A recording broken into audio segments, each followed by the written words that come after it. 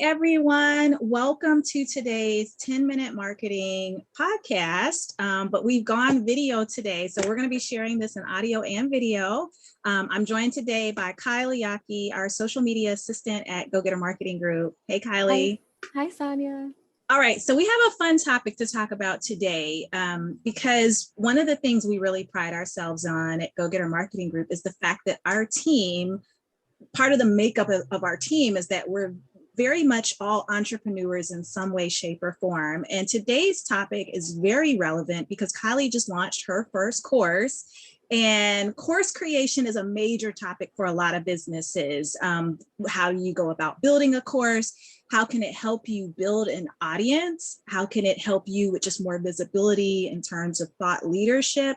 So it's something really important to think about. How do you take something that you're really knowledgeable about and turn it into more? So I'm going to start by kind of sharing, this is the course that Kylie created. It's called The Ultimate Guide to Organization and Productivity for Writers. This is the first one, right, Kylie? Because you've launched two now, right? Yes, this is actually the second one. This is the second one. Sorry, this is the link I had up. So the first one is Social Media for Literary Professionals. Is that one right? Yes, Social Media Basics for Literary Professionals. Okay, perfect. And these courses you launched on Academia.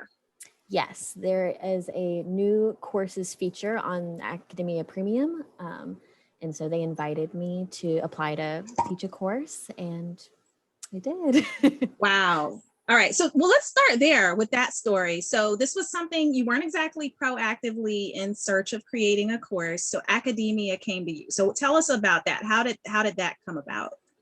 Well, I'm a fairly active user on their platform. They are a scholarly resource for academic papers of all sorts. I've been using them for years. And they emailed saying that they're starting up a new video course function, and they're asking a lot of their users to apply and pitch video topics to talk about. And so I sent in a few ideas, and they asked me to go with the two that I have up. Perfect. Good story. All right. No, that's very cool. My story is actually similar. I have a course I launched on Skillshare, and it was very similar. They found me on Instagram and recommended that I launch a course with them. And I love that platform, even as just somewhere to find really good courses to take. So I can definitely relate to that. All right. So, the topic, social media for literary professionals. How did you come up with that as a topic? Well, I was just mostly trying to think of things that, I felt capable of putting a course out on. And so the two big things in my life are social media and the literary community. I went to school for creative writing, and I'm still, I'm a MA candidate at Spalding University in their School of Writing. And so I thought, well, these things go perfectly together. So much of the literary community is online now, and especially on social media like Instagram. And so people need to know how to navigate it if they want to, further their career in an online space. Excellent. All right. So social media for literary professionals, it's a very specific audience. So tell us more about that. Obviously you mentioned you're working on that master's degree, which is around, writing and creative writing. How did you focus on or decide to focus on literary professionals as your niche audience? Well, for one thing, it worked with the audience of academia.edu. As an academic resource, people in all disciplines put their academic writing, scholarly writing, and research papers on Academia. And so there's already the base there for literary professionals to be in, or at least people who are into scholarly work. And so their audience base and my audience base intersected there. And I just really love being a part of the literary community in any way I can help out, make sure everyone's having a good time I would like to take. Mm-hmm. So that makes sense. It's like you're taking your skill and launching it to a community that you already know well. Key tip for those of you interested in course creation is also that I want to point out that Kylie mentioned is just the audience of the platform itself, and knowing that there's a match for where you're actually launching that course, and knowing that there's already a group of interested people on that particular platform. So let's talk a little bit about the steps it took to even start planning the course. What was that like for you? Did you plan out like the course when we had the preview up on the screen? There's modules that people can take. So did you plan it all out in one fell swoop, or did you kind of say module by module? What was that process like for you? Well, the process that they ask for courses is I had to have multiple lessons in a full course. Okay. And so I knew beforehand what I needed to create was. And then, yes, I scripted it all at once. Scripting took about 2 days for each video. It was admittedly more than I thought it would be. But yeah, I scripted it lesson by lesson, outlining it beforehand of what to talk about in each lesson. Okay. So you scripted, did you practice before you got to recording? I would practice in chunks, like before I recorded certain parts.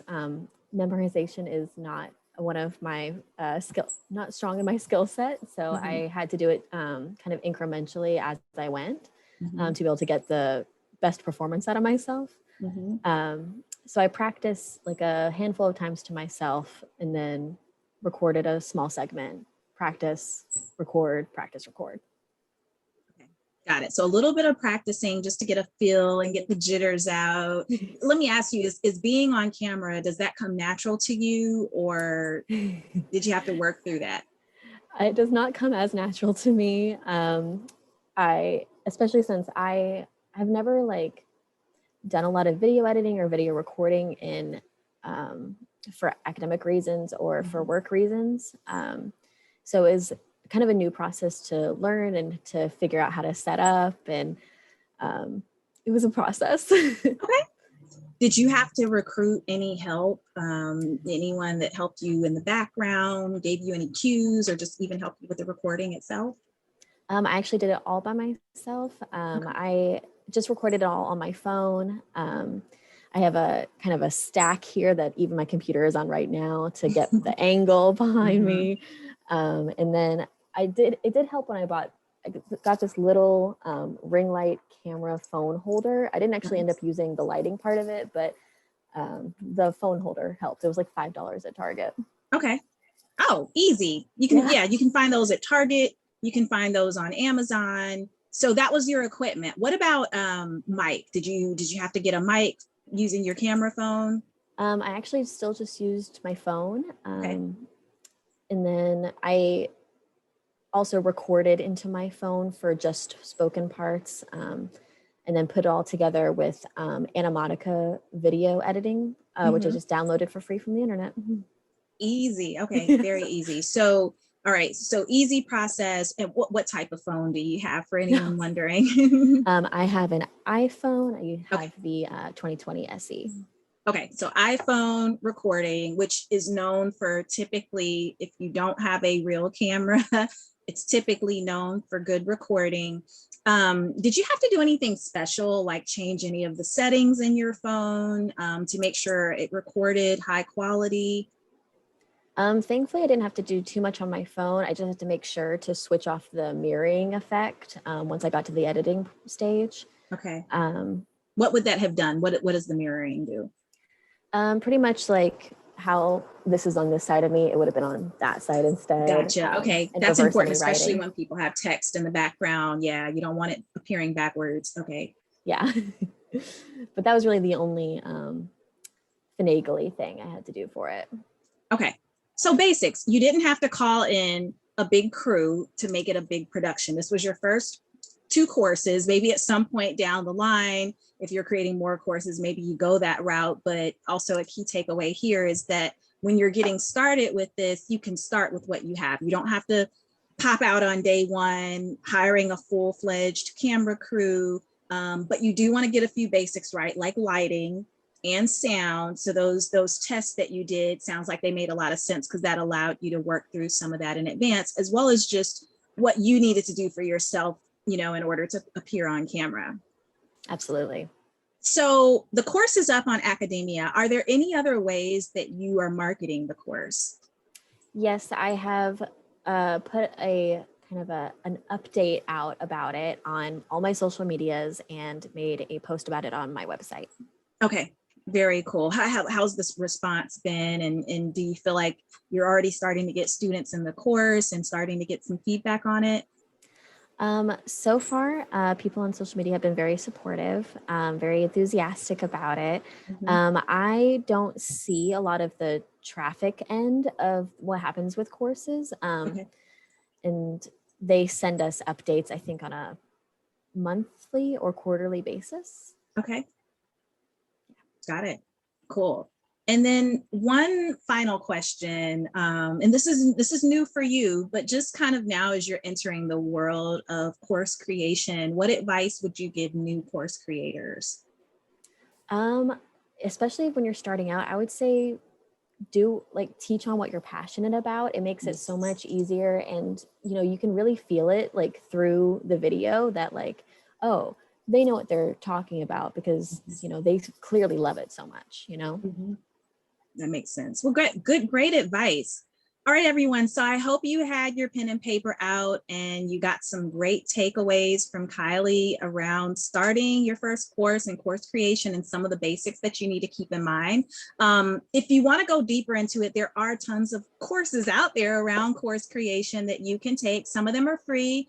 Some of them you might pay a few hundred or even a few $1,000s for. You got to find what's right for you. And some of those courses will help you do everything from just thinking about how to find that audience and identify it, to structuring your content, to also figuring out where do I go to market it, particularly if you're trying to launch your course en masse and it's something that's part of your business model. For Kylie, this is something, again, she was invited to do. It's a great thing to, again, continue to boost her career and put her, again, in a thought leadership position.